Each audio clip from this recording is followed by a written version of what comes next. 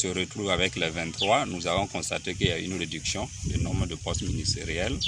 Et également, cela pourrait permettre également à la population d'espérer, voilà, permettra quand même d'espérer une forme de confiance envers la nouvelle équipe. Mais toujours est-il que ce n'est pas le nombre de ministres qui compte, mais en réalité c'est le résultat sur le terrain, voilà, qui nous incombe. C'est une continuité. Qui parle de MPSR 2 parle de MPSR 1. Donc c'est normal que certains ministres soient reconduits, surtout le ministre de la fonction publique. Voilà, les gens ne s'y attendaient pas, mais bon, il paraît qu'il a quand même acté de bonnes réformes au niveau du gouvernement. Donc pourquoi pas.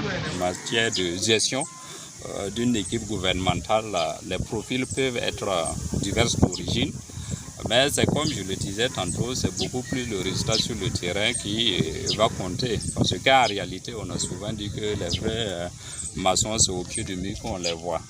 D'une manière ou d'une autre, bon, on pourrait dire qu'on a vu une satisfaction, voilà, à travers les membres gouvernementaux qu'on nous a présentés. Ça a été un peu rajeuni, on a vu, il y a eu des départs, et comme le président lui-même disait que c'était dans le cadre de la rectification, on espère vraiment que c'est dans le cadre de la rectification. À partir du moment où il y a eu des anciens ministres qui sont partis, il y a eu de nouveaux et qu'il y a des anciens aussi qui sont restés, on se dit qu'il se pourrait que ça soit dans le cadre de la rectification. Et l'appréciation qu'on fait est que le nombre de ministres a été considérablement réduit. Ça, déjà, c'est une première chose que nous, on apprécie. Et deuxièmement, on voit qu'il y a 5 ministres de l'ex-gouvernement qui a été reconduits. Voilà. Cela prouve également, contrairement à ce que d'autres pensent, que eux là, ils ne sont pas venus pour des règlements de compte. On reconnaît le maçon au pied du mur. Mais si on regarde d'abord les têtes de ceux qu'on a nommés, on peut d'abord dire que on peut croire que quelque chose va se passer, qu'il y aura un changement. Donc, si on prend le Premier ministre, bon, on voit que dans les télé-débats, c'est quelqu'un qui défendait en tout cas des idées populaires, je dirais en tant que tel, que beaucoup de gens adhèrent à cette vision. Je crois que s'il arrive à mettre la parole à l'acte, je crois qu'on aura du succès, mais il faut les accorder du temps et puis laisser le temps parler. Et après ça, on les jugera. Des fois, il ne faut pas changer aussi une tête, ou bien parce qu'on ne l'aime pas, ou bien parce qu'il y a quelque chose d'autre, ou bien parce qu'on souhaiterait qu'un tel soit à sa place.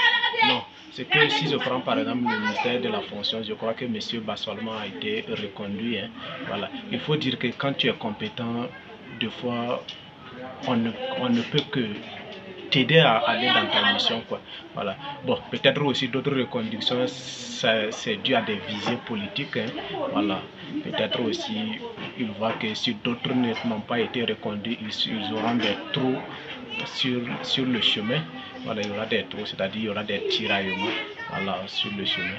En tout cas, dans l'ensemble, ce qu'on a reconduit, on voit que le ministre des Affaires étrangères aussi a été reconduit. Bon.